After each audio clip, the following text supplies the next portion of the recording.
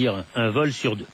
Les règles encadrant le travail de nuit et du dimanche devraient être appelées à évoluer. Le Premier ministre ayant confirmé le souhait du gouvernement d'aller vers plus de souplesse dans les zones touristiques.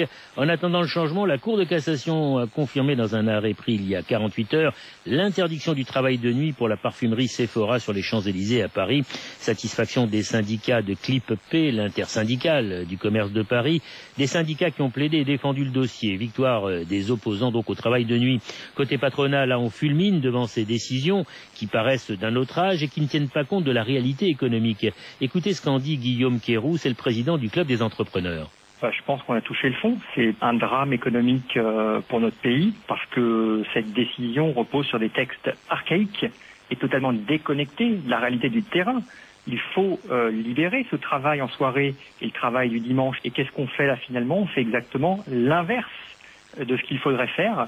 Aucun pays dans le monde ne se pose la question délirante de savoir quand et comment l'État doit empêcher les salariés de travailler alors qu'ils sont volontaires et bien mieux payés.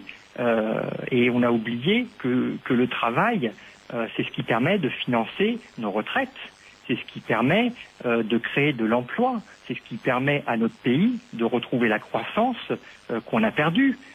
C'est ce qui permet aussi de donner aux Français du pouvoir d'achat. Ça fait quand même 2 ans et demi que le gouvernement veut relancer la croissance, lutter contre le chômage.